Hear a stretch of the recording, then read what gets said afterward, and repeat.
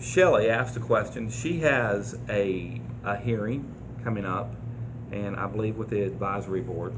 Yeah. And to So she has a scheduled ARB hearing with the Tarrant Appraisal Review Board. correct. Okay. And she has planned on going out of town for quite some time, and and it just happens to be on that same day. What can anybody do? What can she do about that? What is your suggestion on Well, that? if she has a scheduled hearing, she has, as a homeowner, she has the option of, first of all, if she can't be here, she can hire someone to represent her. She can do it by affidavit, which is basically submitting evidence, sworn testimony in writing before the hearing, or she can call and reschedule. They'll reschedule one time.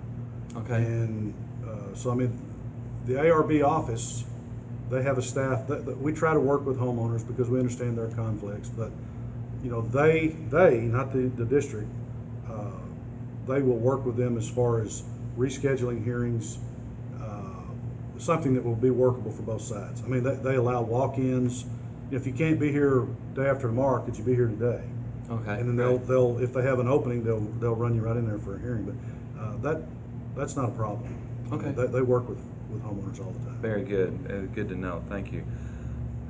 All right. The senior homestead exemptions, and when it comes to the freeze, exactly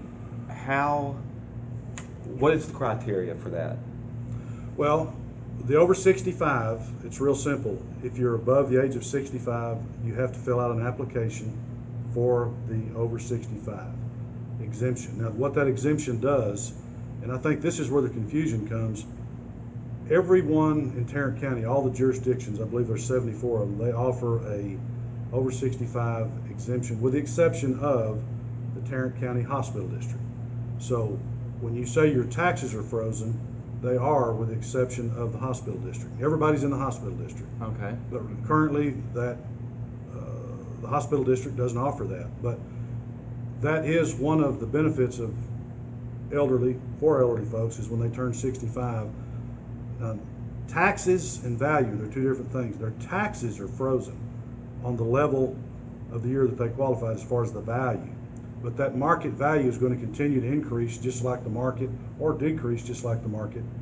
But their tax ceiling, or freeze, if you will, won't change unless they add on to the property.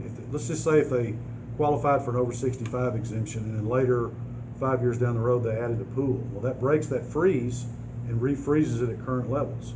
Okay. So it's a freeze, but once you turn 65 and you qualify for the exemption, you don't want to add on to your house.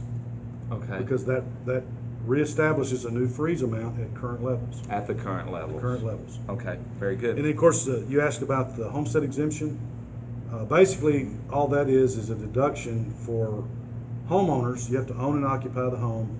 It's a set amount that each entity, each city, each school district, and the county determines that they will give you a reduction off the appraised value. And it's quantified the same for everybody.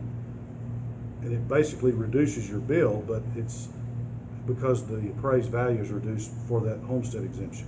Okay. And again, both the over 65 and the homestead require an application, and you have to own and occupy the homes.